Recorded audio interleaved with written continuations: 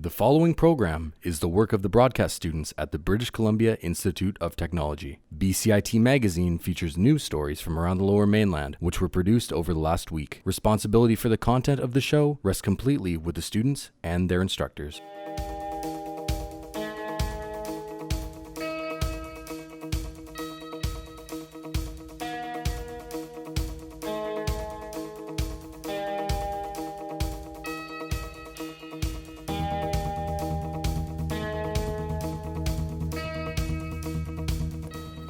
Coming up on Bcit Magazine, we take a look at Vancouver's Olympic legacy.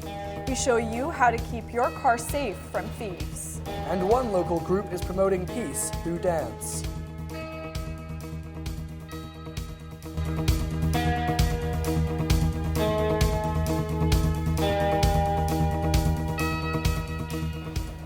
Welcome to Bcit Magazine. I'm SARA WASOUF. And I'm Ben Righetti. A sorry man after he left it unattended for less than a minute. Our reporter Anmol Aujala explains how you can prevent this from happening to your own vehicle. It was around 4:45 a.m. and I was going to start my car to go to work. Wow. I went inside for like 1 minute to grab my water bottle, and when I came outside, the car was gone. With one lapse in judgment, man has his entire day was flipped upside down. It was just 1 minute, but that left enough time for someone to take his car right in front of his house. I do not leave my keys in the car because I'm always paranoid because I hear stories about like people's cars getting stolen. I personally don't leave my keys in the car, but I know that my mom likes to warm her car up in the morning for like 2 or 3 minutes. So now I'm kind of thinking twice about if she should do that or not. According to RCMP, car thefts like this have become too common and are often used for crimes. In an email, Sergeant Janelle Chouet says, "One car stolen with keys is one too many, as it's completely preventable. Many stolen cars are used to commit crimes, or some may be sold for parts." An auto crime prevention team named Impact states that auto crime has cut down by 13.3%. However, in the first 7 days of 2020, over 250 cars were reported stolen due to drivers leaving their keys in the ignition. Now, if you have to wake up early in the morning to defrost your car, set your alarm clock a little bit earlier so you can be up and in your car at all times. And if you forget something in the house, take your keys with you at all times. No, I always I turn my car off and take my keys with me because in the past my dad has left his change or his keys in the car and people have seen through the window and they've broken into his car. So don't make that mistake. For Manhas, his car is still missing and continues to worry about it happening again. And every morning now I'm a little bit worried that there's going to be someone standing there maybe before I get in my car to go to work. Surrey RCMP are asking the public to keep an eye out for the Acura, but for now the search is still on. Anmol Aujala in Surrey for Bcit Magazine. Our reporter Anmol joins us now. Anmol, what should victims do if their cars have been stolen? Well, Ben, you should start off by calling the police and reporting the incident. Next, police say that the thieves often do return with house keys and garage remotes to strike again, so be sure to replace those right away. Ben? And what can drivers do to ensure their safety? Well, if you're planning on leaving your vehicle unattended, police recommend that you follow the 9 p.m. protocol, which means to make a daily habit of checking your car at 9 p.m., making sure nothing is left in plain sight, removing all personal and valuable belongings, and locking and securing your vehicle. Back to you. Thanks, Anmol. As Vancouver celebrates the 10-year anniversary of the 2010 Olympic Games, my co-host Ben Righetti takes a look at the legacy that was left behind. From one flame to another, the build-up to the Vancouver 2010 Olympics saw the city undergo numerous large-scale changes. But 10 years after the Games have left town, how have those changes held up? So I think the fact that Vancouver was so efficient in recycling existing facilities and upgrading them, I think it's the model moving forward. However, it was the newly built facilities, transit, and tourist attractions like the one behind me that has left the biggest impact on the city from the Games. The Richmond Olympic Oval is a prime example of how a venue can be transformed to better suit the community around it.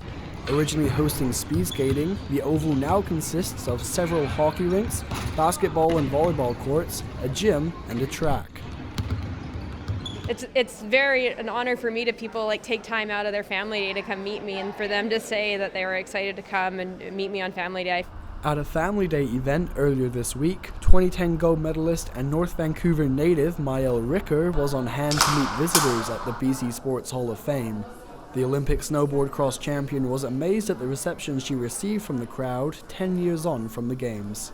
I feel very grateful and very honored to have that opportunity, and just makes us realize how special we are to live in Canada and to have sport as such a backbone of our society. John Furlong, the CEO of the Vancouver Olympic Committee, announced on Thursday that another bid, this time for the 2030 Games, could be on the horizon. Ben Righetti in Vancouver for Bcit Magazine. A fifth case of COVID-19 has been identified. The patient is a woman in her 30s who flew from Shanghai to Vancouver. She is now in isolation and recovering at home. Prime Minister Justin Trudeau is asking Canadians to be patient with the ongoing Wet'suwet'en demonstrations. Trudeau didn't disclose any specific actions, but says he believes in dialogue over force. Coming up after the break, could false eyelashes be a risk to your health? And two brothers celebrate their heritage through dance.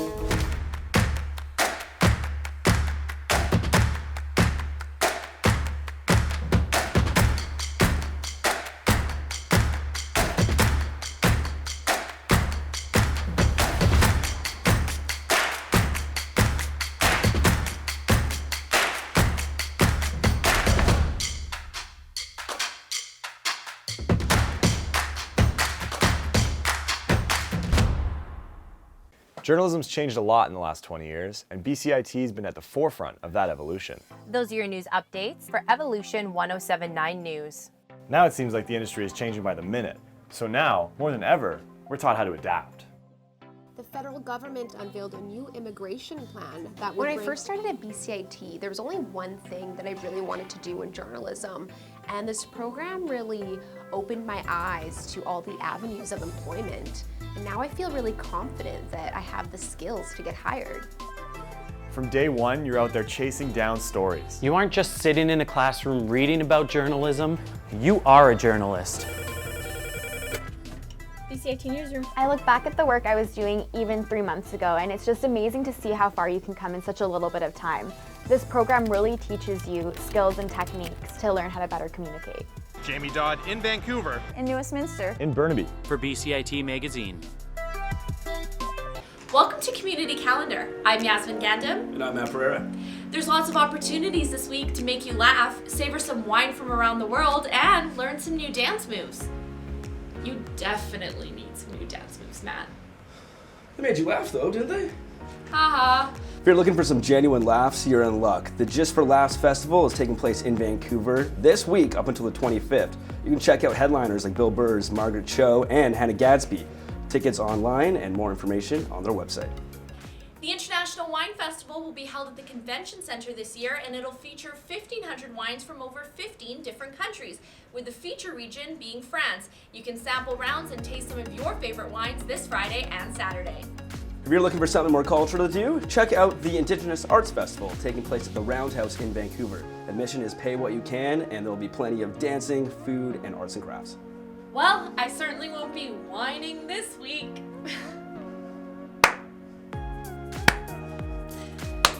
That was your community calendar for this week. I'm YASMIN GANDHAM. And I'm PEREIRA. Thanks for watching.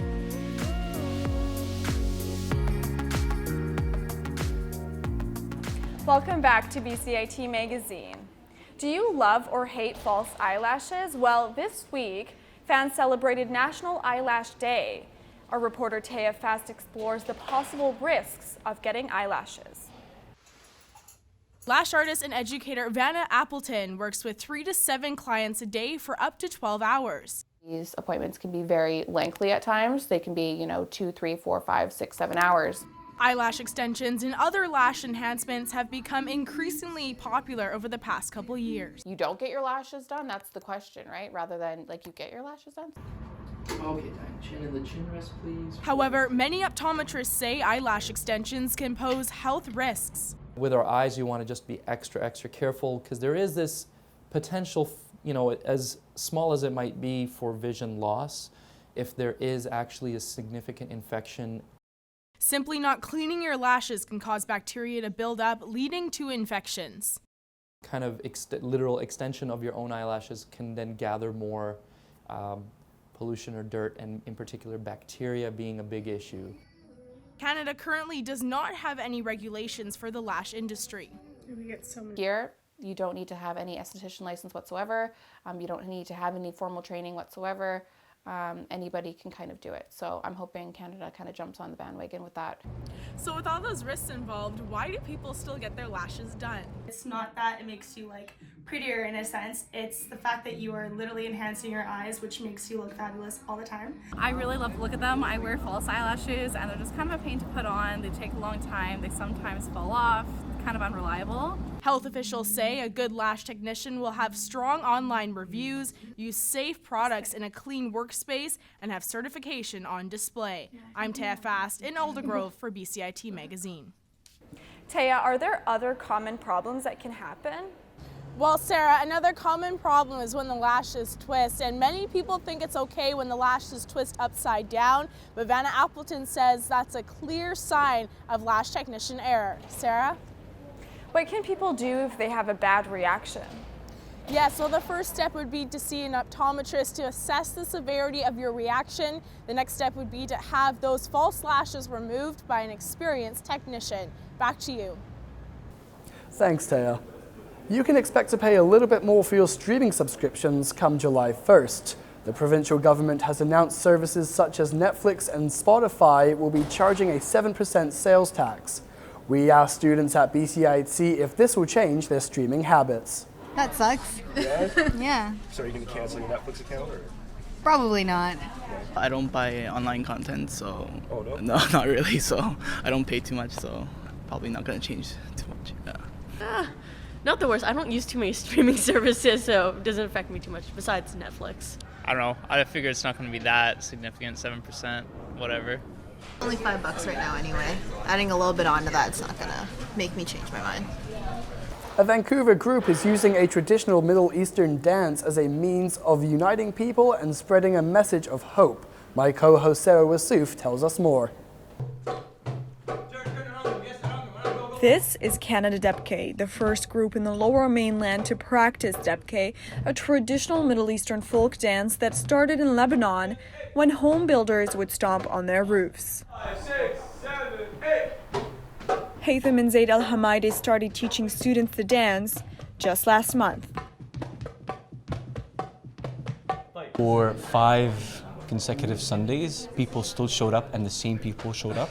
So we were like, okay, you know what? This is probably going to be our team. It's a dance that has to be synchronized, so it requires a lot of cohesion, communication, and just a lot of cooperation amongst people. This is the start of the But Haytham doesn't only want people to dance for the fun of it, he's spreading a message in the midst of an ongoing Israeli-Palestinian conflict. I take Debke and spread it through the communities as a way of expressing art and spread awareness about the Palestinian cause. For this bunch, dancing isn't just a physical movement, it's a political one. People that I've met, they're like, oh, you are dancing all the time and people are dying. But art is also a way to express political views in a non-violent way. The group will be performing a flash mob in the upcoming months at UBC. SARA WASOUF in Vancouver for Bcit Magazine. If you have any questions regarding this show, you can contact us at bcit-broadcast.com or bcitnews.com. That was this week's Bcit Magazine. I'm Ben Righetti. And I'm SARA WASOUF. We leave you now with another nod to the Olympic legacy.